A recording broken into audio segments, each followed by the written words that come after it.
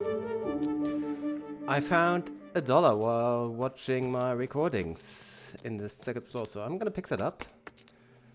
I also found $1 in the... My laser eyes are not going away.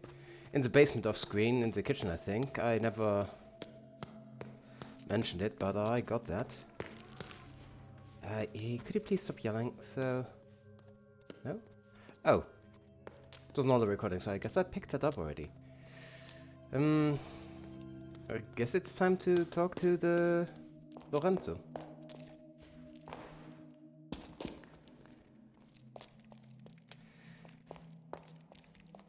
I don't see anything new. That was spooky. Hello. Maybe I have to find these things. And it's not just like enemies. Where would they be? I would have suggested that one of them might have been in the chapel, but I've already been there just now, so... Not there. Likely in the basement. Possibly in the... the laser eye console rooms. I don't know. The laser eyes have stopped.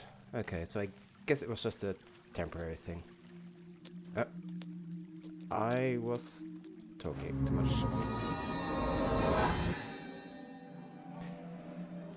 No, that's to get out again. I do not have a map for this place.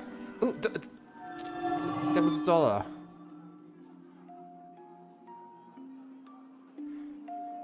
The theater is a tragic lie, a parade for the slumbering. The main attraction is waiting on the stage. But on the edge of this deception, there are lost woods.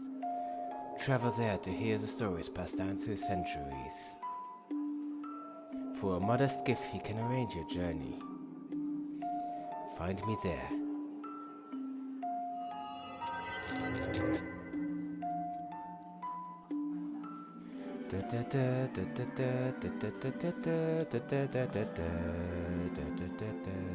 So this is definitely the Teatro Rosso. Can I pick this up here? Yeah, I got it. It just appeared there, magician. Be welcome to Teatro Rosso, sister. Our ancient order knew of your return.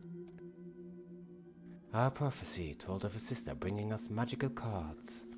We saw that it would open the doors to her past.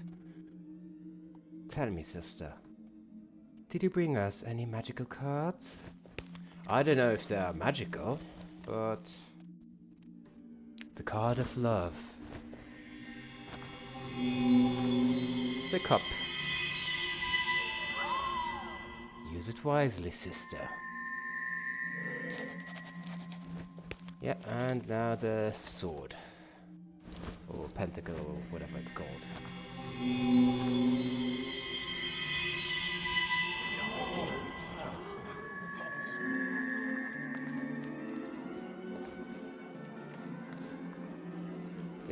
There's the second $1. I remembered that there were $2, so I was going to look for this one. Excellent. Anything else to find here? Oh. Welcome to the side, sister. For a measly 10 American dollars, I can show you a trick called the Disappearing Woman. It might take you to unexpected places.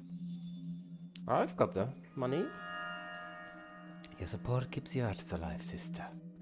Now please brace yourself.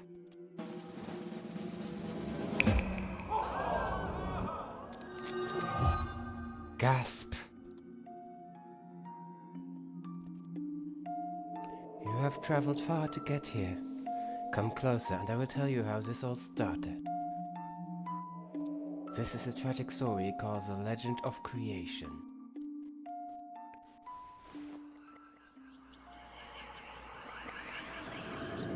So I guess we're not going to be privy to it. Thousands of years ago, the third eye shone over the islands in the far east, but one night it fell from the sky. A human found it, and when she held it, she saw the magic of this world. She had a vision, so she painted a creature in red ochre on a cave wall. At night, the Crimson Beast awoke. It spread chaos and death, and devoured the human and her people. The story of the red creature became legend, but the third eye lived on and appears in the most unlikely of places to this day.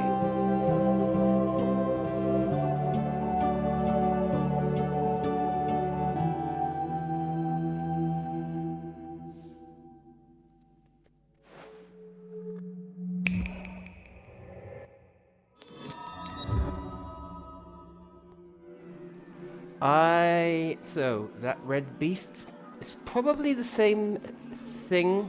I'm not gonna say creature, but it's probably allegorical. As the one mentioned in the library video game. What do you have? Welcome to the sideshow, sister. For me, the $10 I can show you a trick called the disappearing woman. Might take it unexpected. Alright, it's gonna show me somewhere else.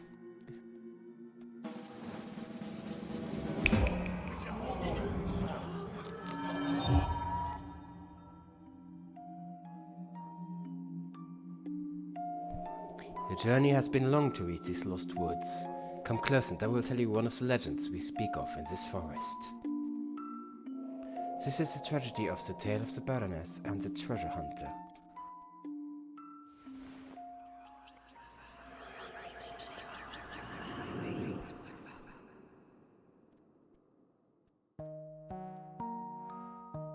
Long ago there was a noble human born in a palace.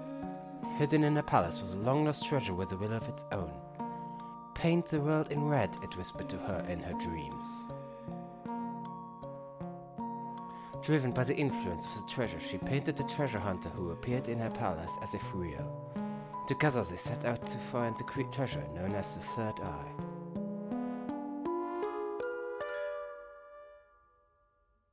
When they found it, all magic and wonders of the world appeared before them. But with the revision came great misfortune.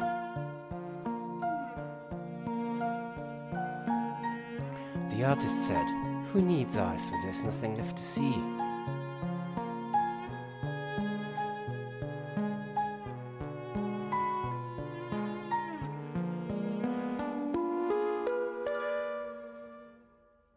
She cut out her eyes and blindly fell to her demise, not as a human, baroness, nor artist.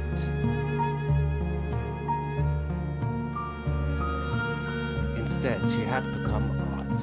She had turned into red paint from an old rusty bucket.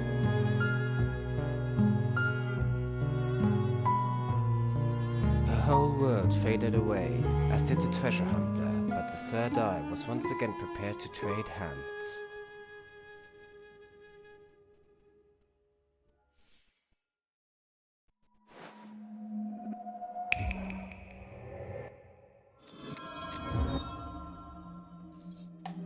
I'm expecting this to be like backstory on Renate, probably. Let me see, does this count as a... No, it's not vision. Stories. And there's two more, but I've got all categories of things to remember. Neat. Where are the... There's a door there, but I cannot open that one. They are both on the second floor. Got it.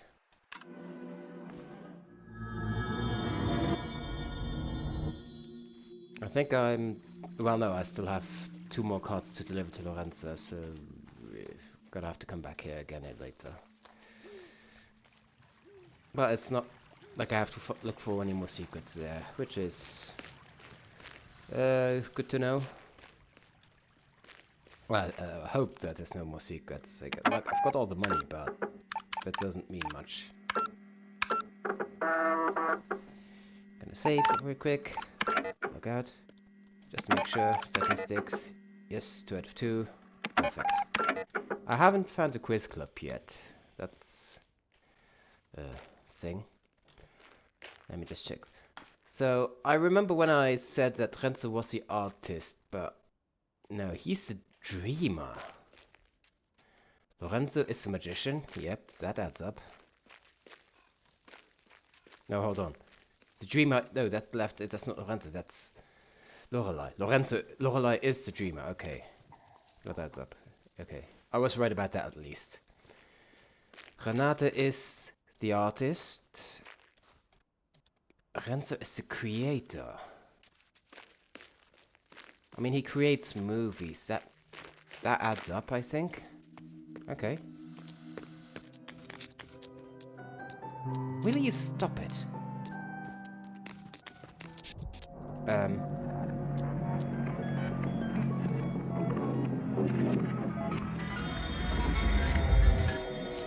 Hello?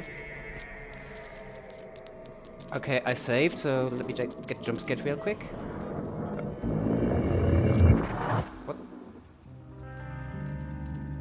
Befragungsraum. Am I being He's interrogating me. Okay, this is... Yeah, a few details that we cannot seem to get right. Please try to remember, Fräulein.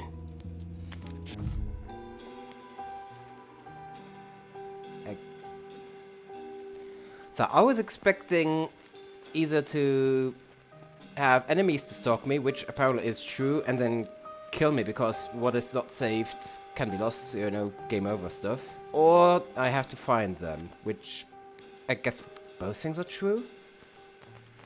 Try to remember. So this is that's a super common computer. I remember the tape on the top left that looks like a very silly creeper face. Welcome.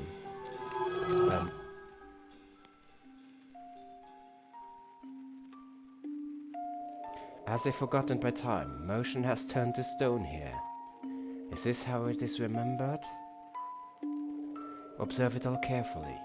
Fate is in the details. He knows and sees both the substantial and the insignificant.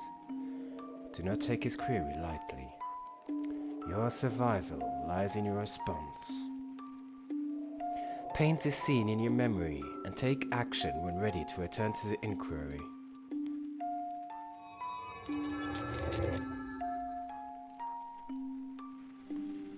Okay, so he will kill me, but only if I get his questions wrong. So I have to remember. What is it? Is it a... Oh. There's a hat and a toy block. There's 5 toy blocks here. No, 4 toy blocks, so 5 toy blocks, and I guess that one hidden there is... It's a trick question. If you don't find the toy block in the back, he's gonna ask you how many toy blocks are there, and he's gonna get you on that or something. Maybe. Welcome. What does it say down there? Initiating, please stand by. Is that... That's Lorelei, yeah? She's operating the computer. I did suspect that Lorelei is going to be the username for the thing, so that confirms it. Renzo does have some history with it as well, so that's how it comes together. I guess this is a real scene from that actually happened, not like a allegory or something. A house, window, chimney, door, a cup, another cup here. What's this? An ashtray.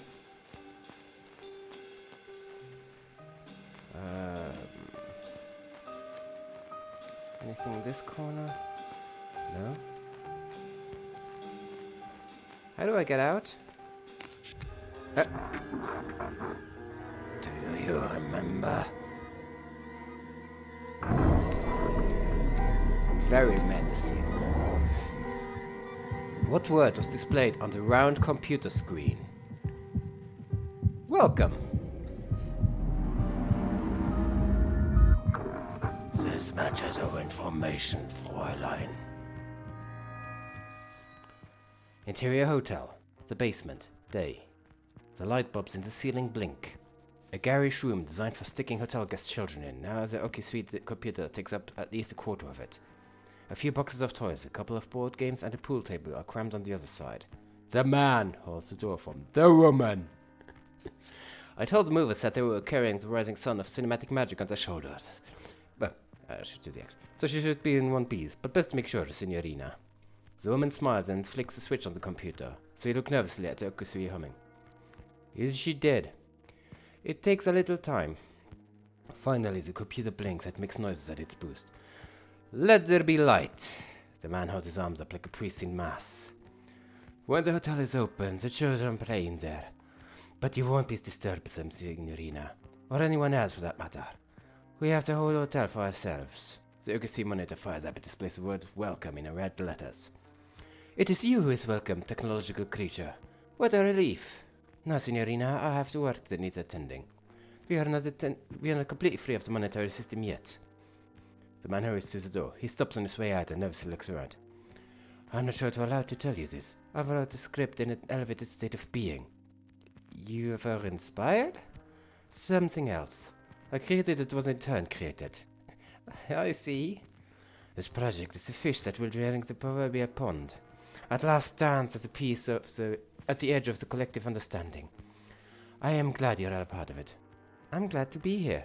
The man disappears. The woman enters a prompt on the keyboard, reading out the system diagnostics from the printer. Suddenly the lights go out, and the orchestra is the sole source of illumination. The woman turns around. By the door stands a stranger, a man wearing a cape and a top hat. The magician. He covers his eyes with his right hand. Then ceremoniously, he raises his left hand and shows 3 fingers. The light comes back. He's gone. So that does seem like a retelling of something that actually happened, except for the magician.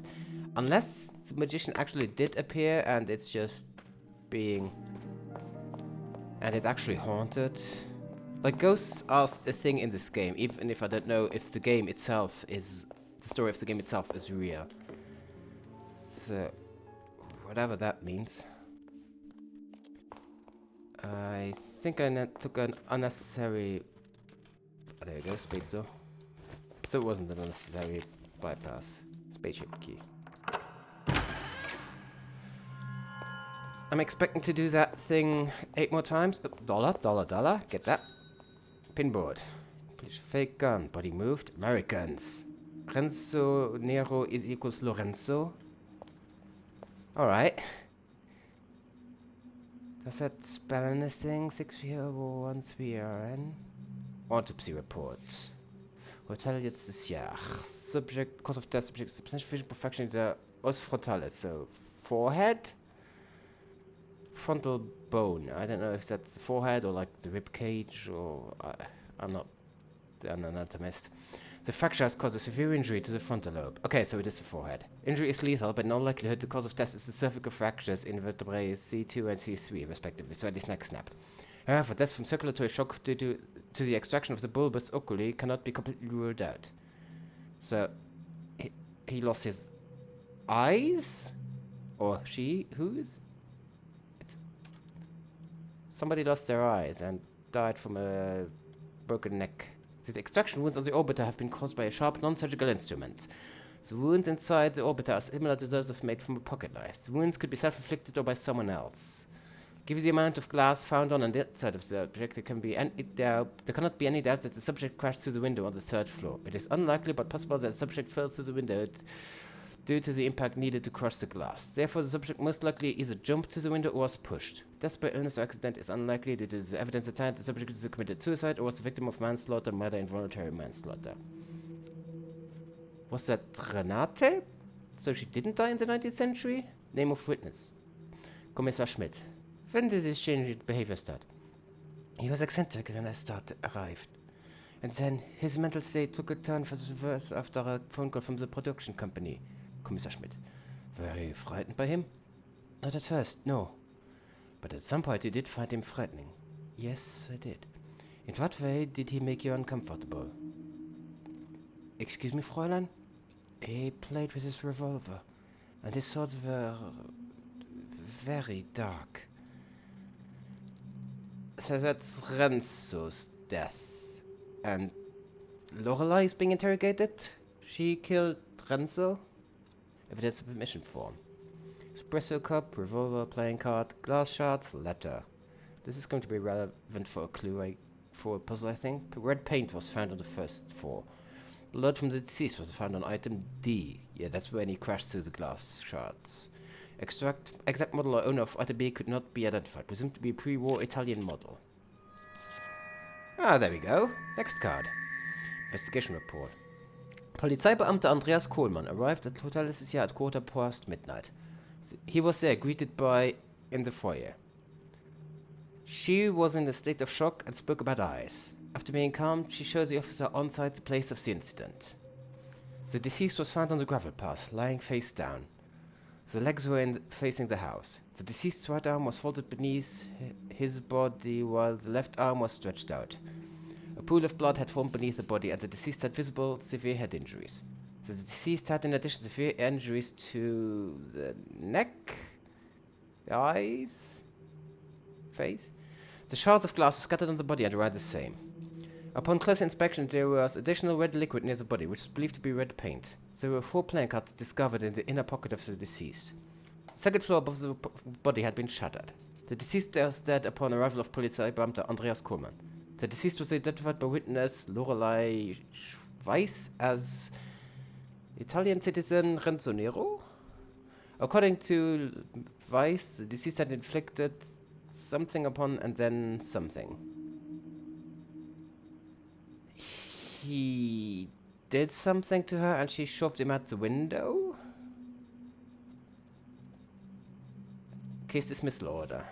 No definitive proof of foul play has been discovered in conjunction with the death of Renzo Nero. The physical evidence points towards suicide? It has been established that Renzo Nero suffered a manic psychotic breakdown. There have been conflicting professional opinions on whether the stab wounds in his face could have been self-inflicted, but the majority state that Renzo Nero's frenzied state might have given him the necessary willpower to inflict injuries upon himself.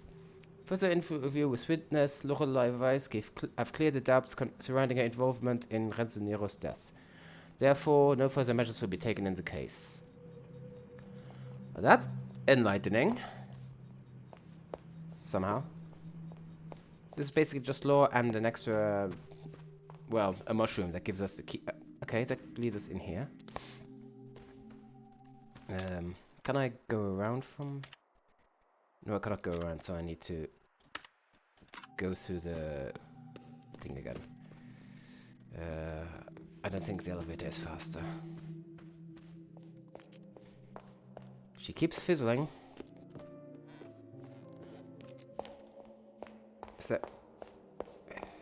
Is the fizzling just an after effect of going through the red maze, or is it indicating the presence of an interrogator? I don't know. I should have saved. No? Which... Oh, I just walked right past it.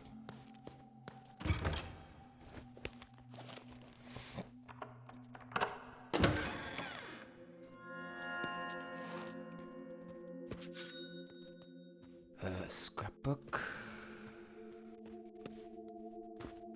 Nothing else? Okay. Scrapbook is full of newspaper and magazine clippings. Düsseldorf Post. No, Düsseldorf Post. 25th of August, 1953. Toys and Display Museum, interactive exhibition, opens this weekend. Citizens in Düsseldorf visiting Bauschinger Kunstinstitute in hopes of seeing beautiful paintings on display will be severely disappointed. Curator Ann-Kathrin Braun states that the art of the future will require participation. The spectator will interact with the artwork and perhaps even co-create it. The first wave of this so-called art is an exhibition called Verschlossene Erinnerungen, spearheaded by Lorelei Weiss, a lesser-known artist from Frankfurt, who thought it necessary to litter a fine institution like Bauschinger with childish puzzle boxes that only the most fixated could possibly open. I do not agree with this assessment. I think that's actually cool, like interactive art, in a way that, you know, creating your own story. Like everybody agrees that literature is in a way of art, depending on, you know, there's high literature and you've got pulp, and there's, you could argue about what of that counts as art, but then you've got like, you know, games or ARGs where players like direct and affect the course of the story, and which is a really cool thing, where you're part of it, you're involved in it, in the bigger thing, in a collaborative effort. A fine product for country fairs, no doubt, but Fräulein Weiss' clothing and insistence upon wearing sunglasses indoors suggests that she has hubris to think that her trinkets belong to the upper class of art society. Opening boxes in search of locked memories is a prime example of what's wrong with art today. You know, this is just chauvinism. Distinguishing what art should be for high class and what's for plebeians, that's completely dumb. That's the only reason there's any difference between the two is that one of them is usually used for tax evasion and shit. Where you have a black market of paintings where you just buy, say, then to store wealth in them and stuff. I think I think everybody has a right to do that kind of stuff.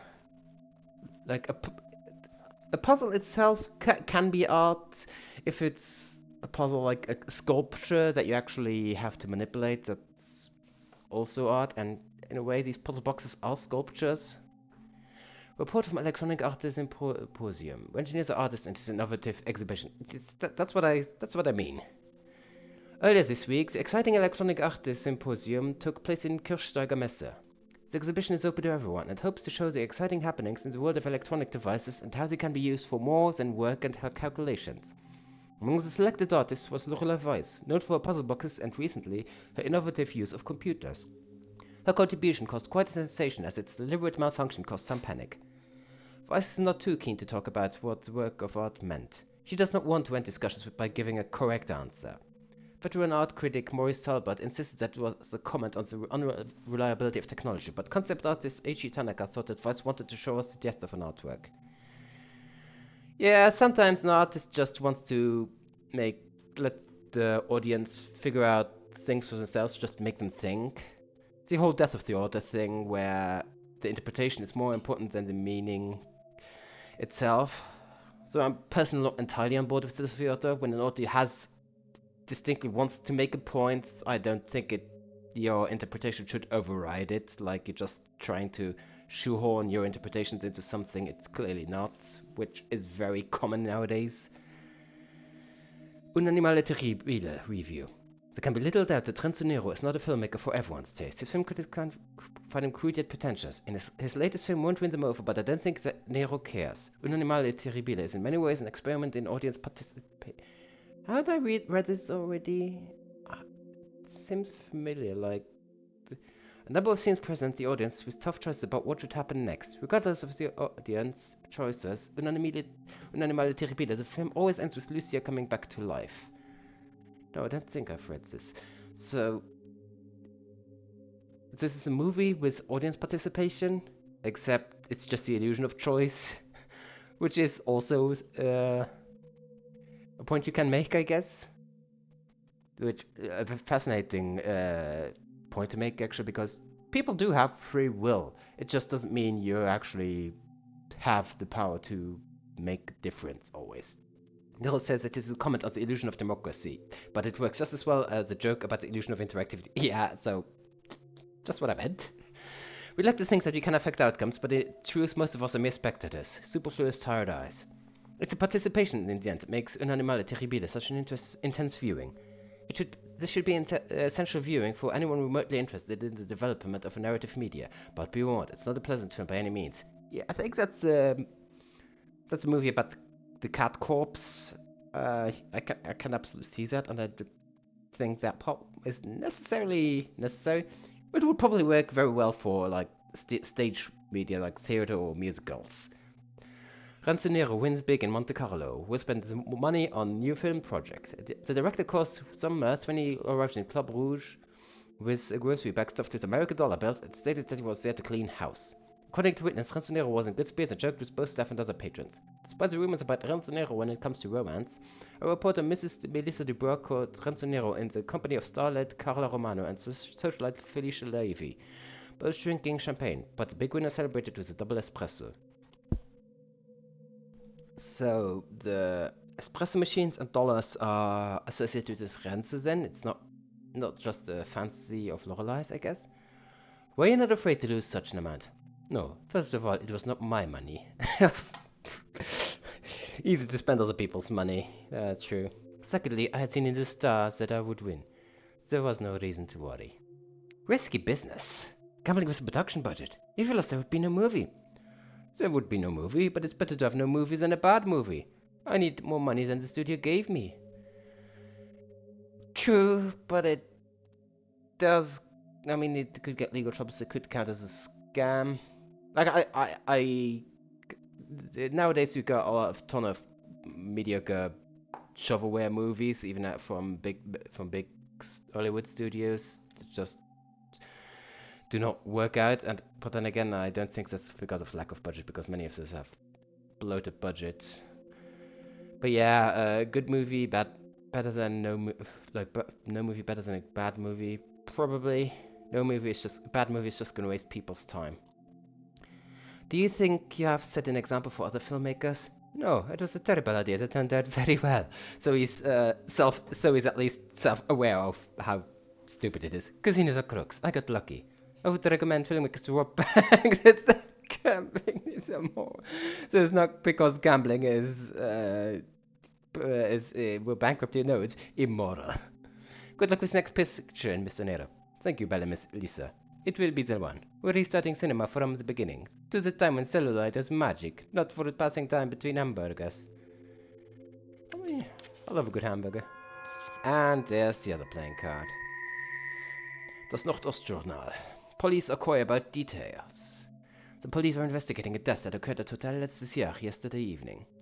The hotel has been closed for the season, but according to neighbors, there has been a film shoot in the weeks past. The police won't confirm there is any correlation between film production and the death. Kommissar Schmidt, who is in charge of the investigation, refused to release any further information. The investigation is in a delicate phase at the moment, and therefore the deceased's identity will not be released at this time. We cannot rule out the possibility of a crime, and as such it is standard procedure to treat it like a murder investigation, the police commented earlier this morning. Central European Times. A couple decades later. Cult or commune. A reporter secretly joined the pilgrimage. So this is after Ransus. He's not involved. I was confused when I received an invitation to an eye-to-eye session from the Third Eye movement. After some research, mostly consisting of buying fellow writers a drink, my confusion turned to excitement. The Third Eye movement is apparently a gathering of painters, musicians, composers, directors, photographers, and writers. And so I thought it was in my capacity as a Mendic awarded journalist that I was invited. José-Marie Gilles, the European branch Magnus Magister Artis, maintained that it was due to a little red collection of proto released back in the 60s. José-Marie made it clear that it would not occur to him to let journalists into their midst, as journalism is a reactive craft and not a creative one. Most of them aren't even reactive nowadays. Like, online journalism is just regurgitating echo chamber thought pieces and not even putting in any actual thought or criticism or whatever, and it's just pushing agendas and shit. The smaller quote-unquote journalist pieces like Kotaku and whatever, like mainstream media is not even that. It's just usually putting out reports on what happened with maybe phrasing it in a political bent, which is, in my opinion, way better actually, because you may be pushing an agenda, but you're actually putting out some factual information out there, which is useful. You see, the Third Eye movement is solely for those filled with the power of creation, something we would hear more about in the weeks to come. Yeah, I would have no shot of even being in the orbit of those people. What I thought was a secret club for the avant-garde bohemians was something entirely different. It's like being offered a seat at King Arthur's round table. I suddenly found myself part of a quest. Not for the Grail, but something else. A metaphysical power? An entity? A treasure of sorts? No one knew, or wanted to tell me, but it was clear that I had, perhaps thousands of years ago, appeared somewhere in Sulawesi. The members whispered of it as a zeitgeist, and they now believed it was to be found in Central Europe. Art Filter issue... 2014. Where are they now? Lorelei Weiss. I searched for the elusive computer image innovator who never entered the spotlight. Anything obscure in the archaeology of the 21st century.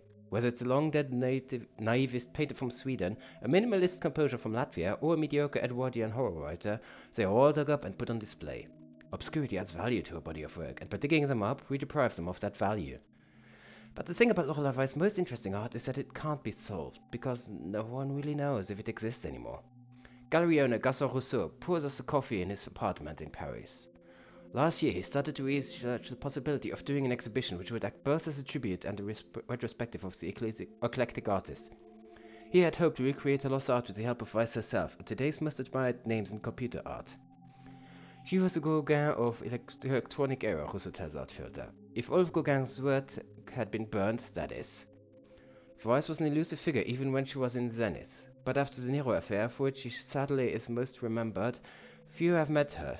So Rousseau's network in the art world, he managed to track her down in Hamburg and swiftly traveled to arrange a meeting with her.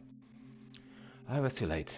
I had such big plans. Maybe I was a fool to believe that I could create a renaissance for a long-forgotten electronic art pioneer Rousseau's size. The old woman I met could hardly see, let alone speak. It didn't look like she had much time left. So, this hard confirms that Lorelei, the person in room 2014, is current day Lorelei, and the one we're playing as is just like a memory or an earlier version of her.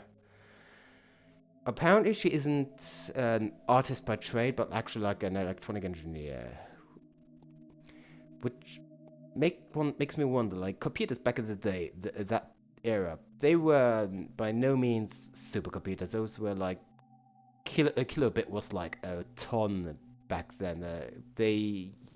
That's what they used to land people on the moon with, like just, stuff that you could, that like a microprocessor like an Arduino, whatever, Raspberry Pi would laugh at, and you wouldn't call those supercomputers. I mean, but by the measures of the 60s, definitely supercomputers, but that did not look like something they would have available at the time, like with writing on the monitors and whatever. Connected issues to 22. So this is even further into the future. I thought... So even 2014 is in the past. 22. Is that when they started development on the game? Or when they had the idea for the game at least? No, I doubt they made it in 2 years, so probably when they started development or wrote this. Well, definitely during development. Truth or fake? We dive deeper into the modern myth of the 1960s supercomputer. Okay, so I'm actually talking about that now. We have all heard the story by now. In Ogenwaldburg, where entrepreneurs Miki Otto and Rob Gieber are building a Euro funland, complete with golf courses, bars, and restaurants. A construction worker came up with upon a computer believed to be from the 1960s. There's year 3. First found in what was the basement of the old mansion which previously stood on the grounds, it was later sold at a flea market and eventually ended up in the hands of an anonymous individual known as Putty on several forums. Putty then claims to have managed to reconstruct parts of data on the Oku 3. We've all seen the results on the internet, we've all been astonished by it, and we've all asked ourselves the same questions. Was this type of technology available in the 1960s? Could an entire interactive retrospective be made or even fit on the primitive devices of that time? In the coming week, we will try to answer these questions and dive deeper into the mystery of the Oku 3. So, the computer actually did exist. And the fact that it was so advanced is the plot point. I've got 2 cards. I think I know what I'm gonna do next time. Let's hope I don't get spooked again.